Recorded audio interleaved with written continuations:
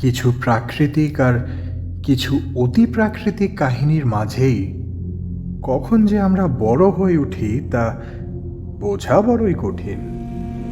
বাংলার আনাচে কানাচে ছড়িয়ে আছে এমন অসংখ্য গল্প যেগুলো সাধারণ মানুষের চোখের আড়ালেই থেকে যায়। তবু আমরা চেষ্টা করি অন্তত একবার তাদের বুঝতে, তাদের অনুভব করতে, তাদের অস্তিত্বকে স্পর্শ করতে। আজকের কাহিনীও ঠিক তেমনই এক অজানা গ্রামের, যার বুকের ভেতরে লুকিয়ে আছে বহু বছরের এক অন্ধকার রহস্য।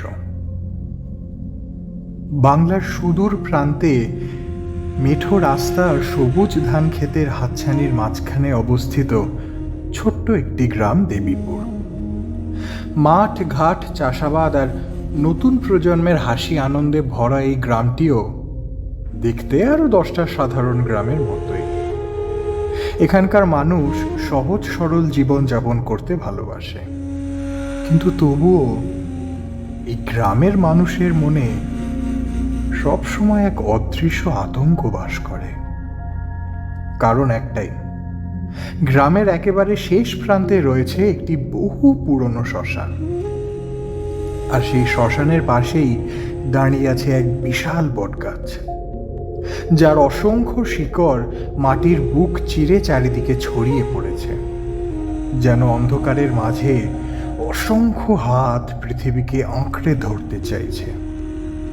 আর সেই বট গাছের ঠিক পেছনেই রয়েছে এক পরিত্যক্ত জমিদার বাড়ির ধ্বংসাবশেষ। লোকমুখে শোনা যায়, দিনের আলোয় জায়গাটা যতটা নিরীহ দেখায়, রাত নামলেই তার রূপ বদলে যায়। গভীর নিশুতি রাতে নাকি ওই বাড়ির ভাঙা বারান্দায় কারো পায়ের শব্দ শোনা যায়, কখনো বা শোনা যায় কারো কান্না। কিন্তু সবচেয়ে ভয়ঙ্কর কথা হলো, আজ পর্যন্ত যেই ওই জমিদার বাড়ির রহস্য জানতে গিয়েছে, সে আর সুস্থ হয়ে ফিরে আসেনি। গ্রামের প্রবীণ মানুষদের মুখে এই একই গল্প বহু বছর ধরে ঘুরে বেড়াচ্ছে, শ্মশানের বাঁশি এবং সেই পরিত্যক্ত জমিদার বাড়ির ধ্বংসাবশেষ নিয়ে। কথিত আছে, প্রতি অমাবস্যার রাতে ঠিক 12টার সময় শ্মশানের দিক থেকে এক অদ্ভুত বাঁশির সুর ভেসে আসে, আর যদি কেউ সেই সুরের উৎস খুঁজতে যায়, তবে সে আর আগের মতো ফিরে আসে না। কেউ পাগল হয়ে যায়, কেউ অসুস্থ হয়ে পড়ে, আবার কেউ চিরদিনের জন্য হারিয়ে যায়। তবে নতুন প্রজন্ম এসব গল্পকে নিছক কুসংস্কার বলেই মনে করে। অনেকদিন পর গ্রামের বাড়িতে ফিরে এসে গ্রামের পুরনো 4 বন্ধু হারাধনের চায়ের দোকানে বসেছিল। সৌরভ, রাহুল, তন্ময় এবং মেঘলা। শহরে পড়াশোনা শেষ করে কিছুদিন হলো তারা গ্রামের বাড়িতে ফিরেছে, তাই সবাই মিলে আড্ডা দেওয়ার পরিকল্পনা করেছিল। ওদের ঠিক পেছনেই কয়েকজন বয়স্ক মানুষ বসে শ্মশানের সেই পুরনো গল্প নিয়ে আলোচনা করছিলেন। তাদের মধ্যে একজন বলছিলেন, আগের রাতেও নাকি দূর থেকে সেই বাঁশির শব্দ শোনা গেছে। কথাটা শুনে সৌরভ কিঞ্চিত হেসে উঠল। আরে দাদু, আপনারা এখন এসব বিশ্বাস করেন? রাহুলও মুচকি এসে বলল, আরে ধুর, এ নিশ্চয়ই কেউ মজা করার জন্য বাঁশি বাজায়, আর আপনারা সেটাকেই ভূতের গল্প বানিয়ে ফেলেছেন। তন্ময় যদিও একটু ভীতু স্বভাবের ছেলে, তবুও বন্ধুদের সামনে নিজেকে সাহসী দেখানোর চেষ্টা করলো। আর মেঘলা বরাবরই রহস্য ভালোবাসে। সে ভূতে বিশ্বাস না করলেও গল্পের সত্যতা জানার প্রবল আগ্রহ তার আছে। তাদের কথাবার্তা শুনে দোকানের এক কোণে বসে থাকা বৃদ্ধ হরিপদ মল্লিক ধীরে ধীরে উঠে দাঁড়ালেন। লোকটা গ্রামের প্রবীণ মানুষদের মধ্যে একজন। তিনি এগিয়ে এসে গম্ভীর গলায় বললেন, তোমরা যেটাকে হাসির গল্প ভাবছো, সেই গল্পের জন্যেই আজও গ্রামের মানুষ এই শ্মশানের ধারে কাছে যায় না। কেন? সত্যি কি কিছু হয়েছিল ওখানে?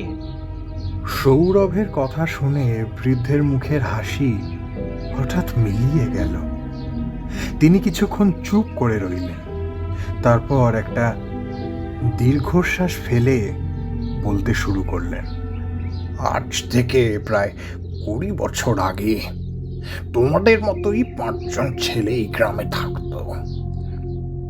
শ্মশান আর তার লাগোয়া জমিদার বাড়ি নিয়ে তারা সবসময় হাসাহাসি করত। এক অমাবস্যার রাতে তারা বাজি ধরল। তাদের মধ্যে একজনের নাম ছিল নিলয়। সে দাবি করেছিল শ্মশানের বাঁশির গল্প সম্পূর্ণ মিথ্যে। তখন বাকিরা মজা করে বলেছিল, যদি সত্যিই সাহস থাকে তাহলে আজ রাতেই শ্মশানে যেতে। নিলয় সেই চ্যালেঞ্জ গ্রহণও করেছিল, আর বাকি 4 জনও ঠিক করলো তারাও ওর সঙ্গে যাবে। সেই রাতে ঠিক 12টার পর তারা 5 জন শ্মশানে গিয়েছিল, কিন্তু সেখানে কি ঘটেছিল তা আজও গ্রামের কেউ জানে না। বৃদ্ধ আবার থেমে গেলেন। তার চোখের দৃষ্টি যেন কোথাও হারিয়ে গেল। তারপর ধীরে ধীরে বললেন, পরের দিন ভোরের দিকে ফিরেছিল নিলয় ছাড়া বাকি 4 জন। প্রথমে সবাই ভেবেছিল নিলয় হয়তো মজা করার জন্য কোথাও লুকিয়ে আছে, কিন্তু দিনের পর দিন খোঁজ করেও তার কোনো সন্ধান পাওয়া যায়নি। শুধু সেই আদিম বটগাছের নিচে পাওয়া গিয়েছিল তার এক জোড়া জুতো। বৃদ্ধের গলা কেঁপে উঠল। তার পাশেই পড়েছিল একটি পুরনো বাঁশি। বৃদ্ধের কথা শেষ হতেই 4 বন্ধু একে অপরের দিকে তাকালো। সঙ্গে সঙ্গে মেঘলা বলল, তারপর আর কেউ খুঁজতে যায়নি তাকে? বৃদ্ধ মাথা নাড়ালেন। যারা গিয়েছিল তারা কেউ ভালো অভিজ্ঞতা নিয়ে ফেরেনি। সৌরভ ঠোঁট বাঁকিয়ে হাসল। আমার তো মনে হয় নিলয় কোথাও পালিয়ে গিয়েছিল, আর সেই গল্পই এখন ভূতের গল্প হয়ে গেছে। বৃদ্ধ আর কিছু বললেন না, শুধু দীর্ঘশ্বাস ফেলে চলে যাওয়ার উপক্রম করলেন। তবে যাওয়ার আগে তিনি বললেন, আজ অমাবস্যা, যদি যেতেই চাও তবে একটা কথা মনে রেখো, যে সুর তোমরা শুনবে তার পিছু ভুল করেও নেবে না। রাত 11:30। 4 বন্ধু টর্চ আর হাতে মোবাইল নিয়ে রওনা দিল শ্মশানের দিকে। তবে প্রথমে সবাই খুব স্বাভাবিক থাকলেও গ্রামের শেষ বাড়িটা পার হওয়ার পর থেকেই হঠাৎ তাদের আশেপাশের পরিবেশ বদলে যেতে লাগলো। একটা অস্বাভাবিক নীরবতা যেন ওদের গিলে খেতে আসছে। একটাও ঝিঝি পোকার ডাক নেই। হাওয়া যেন একদম থমকে আছে। শ্মশানের কাছাকাছি পৌঁছতেই মেঘলা বলল, তোরা কি পোড়া কোনো গন্ধ পাচ্ছিস রে? তৎক্ষণাৎ বাকি 3 বন্ধু একই গন্ধ পেল। চারপাশের হাওয়ায় একটা পোড়া কাঠ আর ভেজা ছাইয়ের গন্ধ ভাসছে। সৌরভ হালকা হেসে কিছু একটা বলতে যাচ্ছিল, তবে ঠিক সেই মুহূর্তেই দূর থেকে একটা বাঁশির সুর ভেসে আসতে লাগলো। 4 জনই থমকে দাঁড়ালো। ওদের বুঝতে অসুবিধা হলো না এই সুর ভেসে আসছে সেই জমিদার বাড়ির প্রাঙ্গণ থেকে। সুরটা বেশ অদ্ভুত, না খুব জোরে না খুব আস্তে, কিন্তু কেমন যেন এক মোহিত করে তোলা শব্দ। ওদের মাঝে থেকে রাহুল বলে উঠল, হ্যাঁ রে, ওই জায়গাটা দেখ, কেউ কি আছে ওখানে? ওর পিছন থেকে সৌরভ বলল, চল দেখি, আজ শালা এই সুরের বিষয়টা জেনেই ফিরবো। বাচ্চা থেকে একই গল্প শুনে শুনে মাথাটা খারাপ হয়ে যাচ্ছে। সৌরভের কথা শেষ হতেই চারজন টর্চের আলো ফেলে এগিয়ে যেতে লাগলো। জমিদার বাড়ির ভাঙা ফটকটা অর্ধেক মাটিতে ডুবে আছে। চারপাশের আগাছা আর বটগাছের শিকড় দেয়াল জড়িয়ে রেখেছে। কিন্তু অদ্ভুত ব্যাপার হলো, যতই তারা বাড়িটার কাছে যাচ্ছে, বাঁশির সুরটা যেন আরো পরিষ্কার শোনা যাচ্ছে। তবে মেঘলা হঠাৎ থেমে গেল আর জমিদার বাড়ির বারান্দার দিকে ইঙ্গিত করে কিছু একটা দেখানোর চেষ্টা করে বলতে লাগলো। হ্যাঁ রে, ওটা কি? তোরা তোরা দেখ। সবাই তাকিয়ে দেখলো বাড়ির ভাঙা বারান্দার উপর একটা মানুষের ছায়া দাঁড়িয়ে আছে। তার গায়ে সাদা ধুতি, কাঁধে একটা পুরনো চাদর আর হাতে একটা বাঁশি। তন্ময়ের হাত কাঁপতে শুরু করলো। ও চেঁচিয়ে বলল, এই এই কে ওখানে? কে ওখানে? হ্যাঁ? তবে কোনো উত্তর এলো না। কিন্তু ছায়ামূর্তিটা ধীরে ধীরে ওদের দিকে ঘুরে দাঁড়ালো। আর ঠিক তখনই চারজনের বুকের ভেতরটা একদম হিম হয়ে গেল। ওরা দেখলো লোকটার কোনো মুখ নেই। যেখানে চোখ মুখ থাকার কথা সেখানে শুধুই জমাট বাঁধা অন্ধকার। মেঘলা আতঙ্কে এক পা পিছিয়ে গেল, কিন্তু সৌরভ সাহস করে চিৎকার করে উঠল, এই এই কে তুমি? কে তুমি? মুহূর্তের মধ্যেই সেই ছায়া মূর্তিটা অদৃশ্য হয়ে গেল। চারিদিকে আবার সেই নিস্তব্ধতা। চারজনই কিছুক্ষণ স্থির হয়ে দাঁড়িয়ে রইল, যেন কেউ তাদের বুকের ওপর পাথর চাপা দিয়ে রেখেছে। আবার সেই বাঁশির সুর, তবে এবার সুরটা ভেসে এলো ঠিক ওদের পেছন থেকে। চারজন একসঙ্গে ঘুরে দাঁড়াতেই দেখলো সেই মুখহীন ছায়া মূর্তিটা এবার বট গাছের নিচে দাঁড়িয়ে আছে। তার হাতে সেই পুরনো বাঁশি। তন্ময় প্রায় কাঁদো কাঁদো গলায় বলল, চল চল এখান থেকে পালাই ভাই, চল এখান থেকে পালাই, চল ভাই। কিন্তু ওদের পা যেন সেখান থেকে আর নড়ছে না। অদ্ভুত এক শক্তি ওদের টেনে নিয়ে যাচ্ছে বটগাছটার দিকে। মেঘলা কাঁপা গলায় বলল, ওটা আমাদের ডাকছে আমাদের। আর ঠিক তখনই মেঘলার টর্চের আলো বটগাছের শিকড়ে পড়ল। আর আলো পড়তেই সবাই শিউরে উঠল। মাটির মধ্যে অর্ধেক ঢাকা পড়ে আছে একজোড়া পুরনো জুতো। হরিপদ দাদুর কথাটা সবার মনে পড়ে গেল। শুধু সেই আদিম বটগাছের নিচে পাওয়া গিয়েছিল তার এক জোড়া জুতো। হঠাৎ বাতাসের গতি বেড়ে গেল। চারপাশে যেন অদৃশ্য অনেক মানুষের ফিসফিসানি শোনা যেতে লাগলো।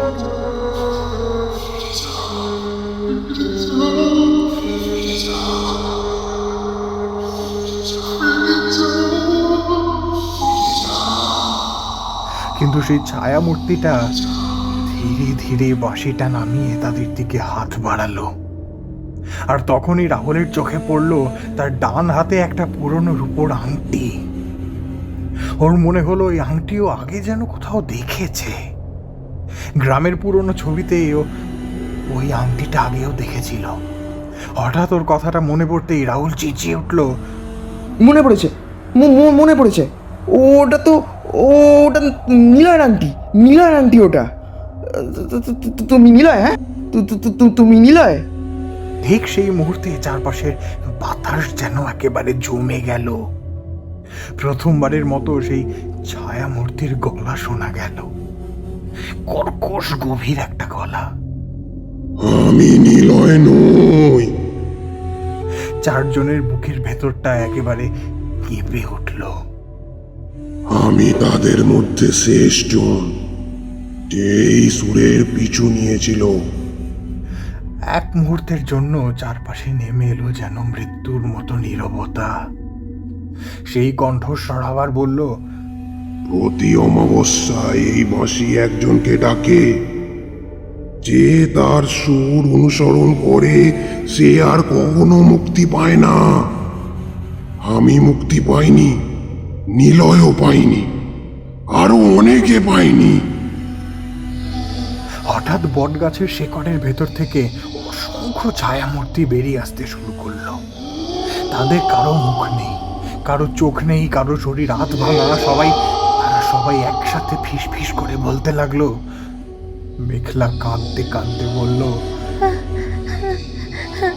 আমরা আমরা কিভাবে বাঁচবো? এইখানেই কি তবে সব শেষ? তবে হঠাৎ সেই ছায়ামূর্তির হাত থেকে বাঁশিটা মাটিতে পড়ে গেল। সে আবার কর্কশ্বরে বলল, এই বাঁশির সুর শেষ করো, শেষ করো। সৌরভ আর এক মুহূর্তও দেরি করল না। সে সুযোগ বুঝে দৌড়ে গিয়ে বাঁশিটা তুলে নিয়ে কাছের একটা পাথরের উপর সজোরে আঘাত করল। সঙ্গে সঙ্গে আশেপাশের হাজারো ছায়ামূর্তি একসঙ্গে চেঁচিয়ে উঠল। তবে সৌরভ থামল না। একবার, দুবার, তবে তৃতীয় আঘাতে বাঁশিটা একেবারে দু টুকরো হয়ে গেল। ঠিক সেই মুহূর্তে শ্মশান কেঁপে উঠল এক বিকট আর্তনাদে। আর্তনাদ যেন চারিদিকে ছড়িয়ে পড়তে লাগলো। বটগাছের শেকড়ের ভেতর থেকে বেরিয়ে আসা সব ছায়ামূর্তি ধীরে ধীরে কুয়াশার মতো মিলিয়ে যেতে লাগলো।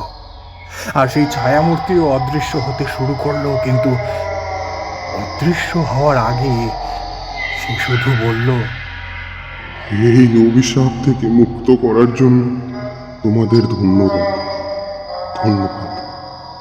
পরের মুহূর্তেই চারপাশে সব শান্ত হয়ে গেল। বাতাসে সেই পোড়া গন্ধটা আর নেই। আশেপাশে আর কোনো ফিসফিসানিও নেই। বাঁশির সুরটাও উধাও। দূরে কোথাও থেকে আবার ঝিঁঝি পোকার ডাক ভেসে আসছে, যেন বহু বছর পর আবার জীবন ফিরে এসেছে এই জায়গায়। পরদিন সকালে গ্রামের মানুষদের সঙ্গে নিয়ে চার বন্ধু আবার বটগাছের কাছে গেল। সেখানে তারা মাটির নিচে চাপা পড়ে থাকা কয়েকটি কঙ্কাল খুঁজে পেল। তাদের মধ্যে একজনের হাতে ছিল একটা রূপোর আংটি। সেই দিনই গ্রামের মানুষ সব কঙ্কালের সৎকার করল। তবে আশ্চর্যের বিষয়, তারপর থেকে আর কোনো অমাবস্যার রাতে শ্মশানের দিক থেকে বাঁশির কোনো সুর শোনা যায়নি।